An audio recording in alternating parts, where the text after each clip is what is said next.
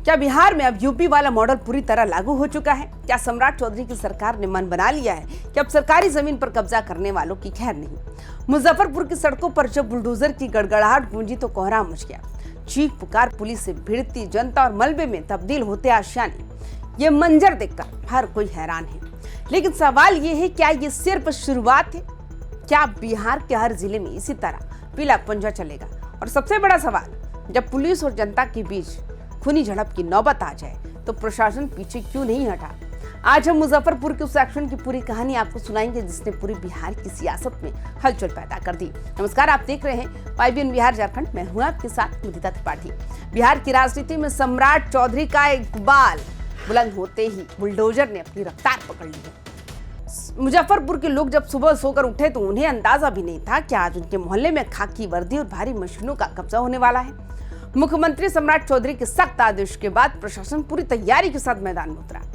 मुजफ्फरपुर के गन्नीपुर और मोतीपुर इलाकों में जैसे ही बुलडोजर ने दहाड़ना शुरू किया, देखते ही देखते दर्जनों कच्चे पक्के मकान जमींदोज हो गए।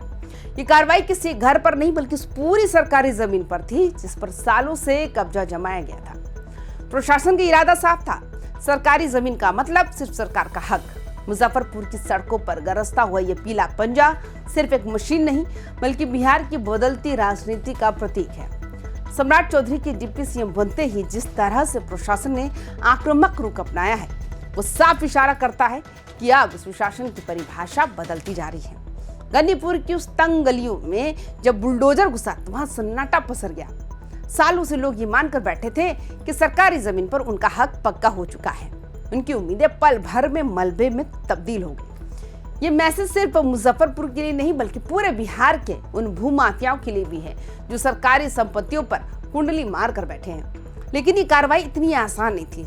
जैसे ही बुलडोजर गन्नीपुर की गलियों में घुसा, स्थानीय लोगों का गुस्सा ही फूट पड़ा।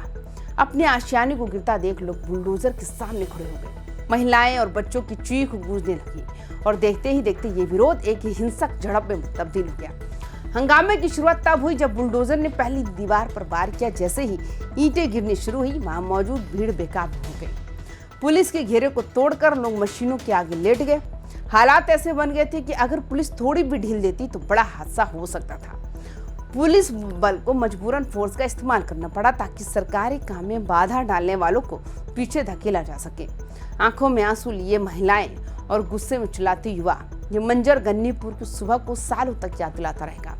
प्रशासन के सख्त आदेश से चाहे जो हो जाए, आज जमीन मुक्त होकर ही रहेगी। स्थानीय लोगों ने जब पत्थरबाजी और धक्का मुक्की शुरू की तो स्थिति हाथ से निकलने लगी। इसके बाद जो हुआ उसने सबको डरा दिया। पुलिस को भीड़ को तितर बितर करने के लिए हल्का बल प्रयोग यानी लाठी चार्ज करना पड़ा। पुलिस के सख्त तेवरों के आगे विरोध धीमा तो पड़ा, लेकिन लोगों की आंखों में गुस्सा और बेबसी साफ दिख रही थी। तमाम हंगामे के बावजूद मजिस्ट्रेट की मौजूदगी में टीम ने एक एक कर उन सभी अवैध निर्माणों को ढा दिया जिन्हें हटाने का आदेश मिला था। अक्सर ऐसे मामलों में लोग कहते हैं कि हमें समय नहीं दिया गया, लेकिन प्रशासन की कहानी कुछ और ही है। मुसहरी के अंचलाधिकारी महेंद्र कुमार शुक्ला के तेवरों को आप इस अंदाज में समझ सकते हैं। उन्होंने कहा था कि सरकारी जमीन पर कब्जा करना कानूनन अपराध है और गन्नीपुर के इन लोगों को बहुत ही पहले कानूनी नोटिस भी थमा दिया गया था। बार बार अपील की गई थी कि वे खुद जमीन खाली कर दें, लेकिन किसी ने कान पर जू तक नहीं रखी किसी के। जब कानून की बात प्यार से समझ नहीं आती तो फिर प्रशासन को कड़े कदम उठाने ही पड़ते हैं। जो भी हुआ वो पूरी तरह कानूनी प्रक्रिया के तहत हुआ और इसमें किसी के साथ कोई भेदभाव नहीं किया गया। प्रशासन की दलील है कि ये कोई सरप्राइज अटैक नहीं था। अंचलाधिकारी ने भी साफ किया कि नोटिस की मियाद हफ्तों पहले खत्म हो चुकी थी। लेकिन अक्सर बिहार में देखा गया है कि लोग नोटिस को गंभीरता से लेते ही नहीं है, सीरियस होते ही नहीं है। उन्हें लगता है कि पैरवी या राजनीतिक रसूख से काम हो जाएगा। लेकिन इस बार सम्राट सरकार का मिजाज कुछ और ही है। जब नोटिस का जवाब पत्थरबाजी से मिला तो पुलिस ने भी साफ कर दिया कि कानून का डंडा सबसे ऊपर है। अब मुसहरी अंचल के अधिकारी उन और पे भी जो चिन्हित जमीनों की लिस्ट बना रहे हैं जहां अगला बुलडोजर चलना तय है। मुजफ्फरपुर के एसएसपी कांतेश कुमार मिश्रा की बातों से साफ हो गया कि ये कोई वन टाइम कार्रवाई नहीं है।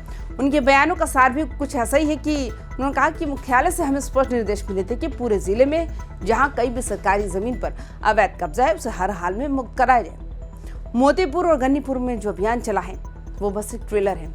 आने वाले दिनों में ये अभियान और भी तेज होने वाला है। कानून हाथ में लेने वाले और सरकारी काम में हाथ डालने वालों से सख्ती से निपटने की बात कह रहे हैं। इस पूरे घटनाक्रम का विश्लेषण करें तो समझ आता है कि बिहार सरकार अब अपनी छवि एक सख्त सरकार के रूप में पेश करना चाहती है।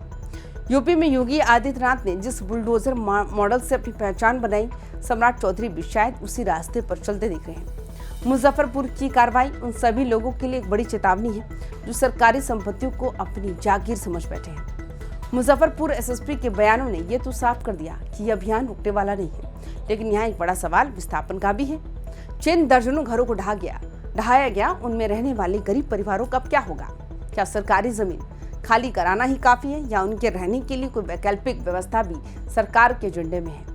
एक तरफ सरकार स्मार्ट सिटी और चौड़ी सड़कों की बात कर रही है तो दूसरी तरफ मलबे में बैठे वे लोग हैं जो पूरी तरह से बेघर हो चुके हैं।